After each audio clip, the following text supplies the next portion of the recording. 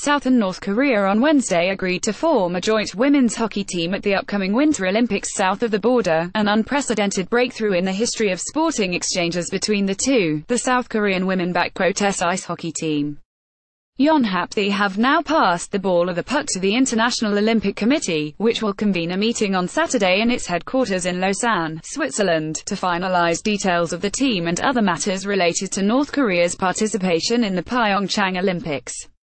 The Koreas also agreed on a joint march at the opening ceremony on February 9 in Pyeongchang, some 180 kilometers east of Seoul.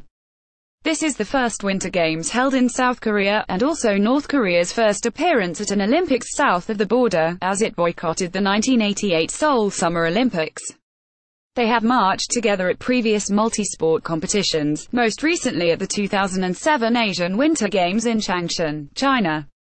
But never before have they assembled a joint team at such events. The Koreas competed as one nation at the 1991 World Table Tennis Championships and the 1991 FIFA World Youth Championship. South Korea made the proposal for a single Korean hockey team during a high-level meeting with North Korea on Jan. 9. The North didn't immediately respond, and the proposal wasn't even made public until 3 days later. And when the two sides went back to the table Wednesday for a working-level meeting, they reached the historic agreement. South Korean Sports Minister Dae Jong-won first raised the possibility of bringing two Korean teams together last June. President Moon Jae-in also pushed the idea, on the grounds that it would help Pyeongchang accomplish its vision of hosting an Olympic Games for peace. The idea faded in the ensuing weeks, however, amid a series of North Korean military provocations, including its sixth nuclear test in September. Critics for the joint team didn't believe it would be feasible anyway, because South Korean players would have to be cut and team chemistry would be affected. But this idea gained traction in the new year, after North Korean leader Kim Jong-un said in his New Year's address that he'd consider sending an athletic delegation to Pyeongchang 2018. The two Koreas agreed on the single women's hockey team after about 2 weeks. Now the IOC and the International Ice Hockey Federation must determine the size of the joint team. South Korea is hoping to add a few North Korean players without cutting anyone from the 23-player South Korean roster. Actual game rosters are limited to 22 players, 20 skaters and 2 goalies. Officials here have said the IOC and the IIHF will seek understanding from other participating nations, because giving only the Korean team extra players can be seen as unfair. Indeed, Switzerland, South Korea's first opponent in the women's tournament on Feb. 10, said expanding the roster for the potential joint Korean team only would not be fair and would distort the competition. Meanwhile, South Korea will also have to assuage its own people at home. Angry fans have taken shots at the government for pushing the idea through without prior consultation with the national team and much regard for the fate of the current group of players. After returning from the team's U.S. training camp on Tuesday, South Korea head coach Sarah Murray said she only heard about the joint team talks 2 days earlier, and she found out from her staff and reporters from CBC in Canada and NBC in the US, not from any government officials. Some officials' display of blatant ignorance in the game of hockey hasn't helped the cause.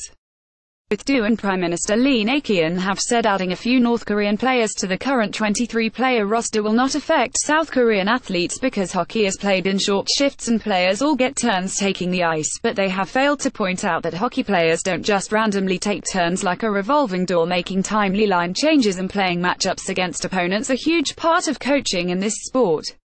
And with or without the expansion of the roster, at least some South Korean players are bound to lose playing opportunities. If the Koreas are forced to keep the squad to 23, then South Korean players will have to be taken off to make room for North Koreans. Even if the Olympic squad expands to more than 23, it's unlikely that Korea's opponents will agree to let the team carry more than 22 players to games. This means a few South Koreans could be forced to watch the action from the stands as healthy scratches.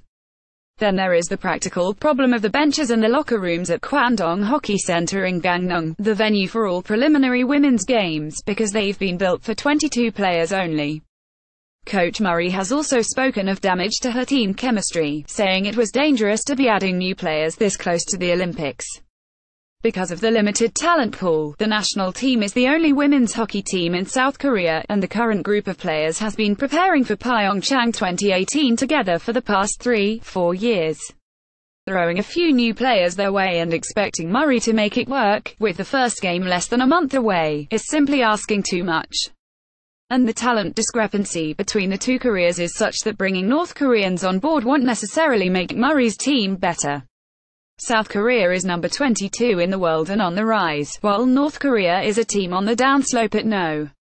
25. The two Koreas faced each other last April during the IIHF Women's World Championship Division II Group A tournament in Gangneung. South Korea shut out North Korea 30, and the game was more lopsided than the score indicates. Murray acknowledged that there are some hard-nosed players on the North Korean team, but she doesn't consider any of them good enough to crack South Korea's top three lines. Murray, who claimed to have been shocked to learn that joint team talks were ongoing this close to the Olympics, said everyone will have to earn her ice time, be it South Korean or North Korean. "I hope that I am not being pressured to play North Koreans," she said. "I just want the best players to play. If you play your best, then you earn your ice time. Whether you're a South Korean or North Korean, they have to earn the place." Yonhap.